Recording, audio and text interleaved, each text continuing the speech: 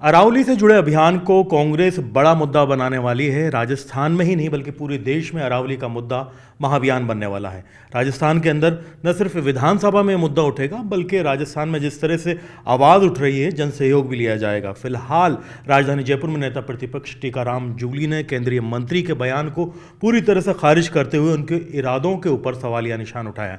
Sir, किस तरह से आप देखते हैं केंद्रीय मंत्री का स्पष्टीकरण आया, बताया कि जैसा कांग्रेस बता रही है, जैसा माहौल बनाया जा रहा है अरावली को लेकर के, वैसा कुछ भी नहीं है। 90% से ज़्यादा जो है अरावली सुरक्षित रहेगी, ऐसा उनके द्वारा कहा गया।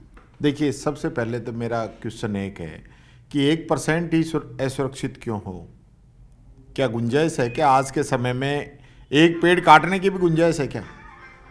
आप पूरा जो माइंड को खोलना चाहते हैं, सबसे पहली बात।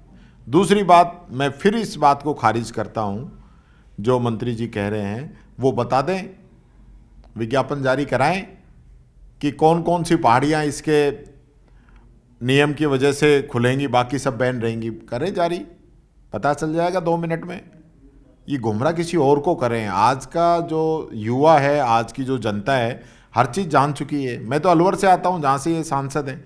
आपने अलवर की जो माइंड से थी, जो बंद पड़ी है काफ़ी समय से सुप्रीम कोर्ट के निर्देश के बाद, उनको खुलवाने के लिए तो सीटीए चेंज करा दिया, सरिस्का का क्रिटिकल टाइगर हैबिटेट चेंज करा दिया आपने, जो हो ही नहीं सकता।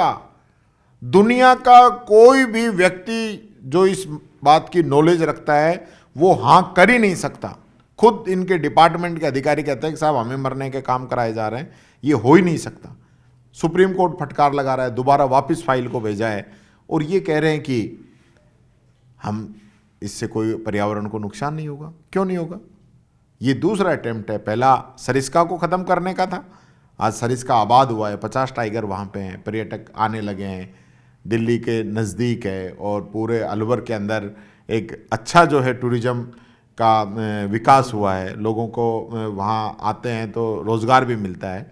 तो ये चीज़ ये चाहते नहीं है। ये तो बड़े बड़े सपने, बड़े बड़े दिखावे, ऐसे हाईवे बनने चाहिए 15 फीट ऊंचे कि जनता भी उस पर चढ़ नहीं सके। ये हालत इन लोगों की। तो ये इनकी सोच अरावली को लेके पॉजिटिव नहीं है। मंत्री जी जो बयान दे रहे हैं वो गुमराह करने वाला है। तथ्यों के साथ दें, बताएं कि कौन कौन सी पहाड़ी इसके नियम से खुलेंगी, कौन सी बंद रहेंगी, मैं मान जाऊँगा। राजस्थान में आप लोगों ने मनरेगा पे पूरे प्रदेश के अंदर विरोध प्रदर्शन किया और अरावली को लेकर के भी, मतलब दोनों मुद्दों पे कांग्रेस काफ़ी मुखर नज़र आ रही है। कहाँ तक जाएगी इस आंदोलन की आग? जहाँ तक जाना पड़ेगा वहाँ तक जाएंगे। कोर्ट जाना पड़ा तो कोर्ट जाएंगे, सड़कों पे जाना पड़ा तो सड़कों पे जाएंगे, गांव-गांव, ढाणी-ढाणी के अंदर जाकर इस अभियान को, सेव अरावली अभियान को बड़ा अभियान हम बनाएंगे। मनरेगा भी जो है गरीबों का हक छीनने का काम कर रहे हैं। मजदूरों की मजदूरी ये सरकार छीनना चाहती है। जो किसान की पहले फसल छीनना चाहती थी, आज इनकी नज़र जो है मजदूरों पे है। पहले तो 4 लेबर कोड बिल लेके आए और अब जो है मनरेगा ख़त्म कर रहे हैं। तो ये मजदूर को भी ख़त्म करना चाहते हैं। विधानसभा में इस मुद्दे को लेकर क्या नज़रिया रहेगा आप? निश्चित तौर पर विधानसभा में तो इसको बहुत ज़ोर शोर से उठाएंगे। इस मुद्दे को, इस पे जवाब मांगेंगे सरकार से। ये मंत्री जी जो कह रहे हैं ना कि कितना असर आएगा, कितना नहीं आएगा, आप मांगेंगे विधानसभा में। कब बताओ आप, कौन कौन सी पहाड़ी खोलेंगे और कौन सी बंद रहेगी? प्रदेश में कुछ रूपरेखा की तैयारी इस आंदोलन को लेकर करेंगे। अध्यक्ष जी गए हुए हैं, आज अजमेर में बड़ा प्रदर्शन उन्होंने किया है।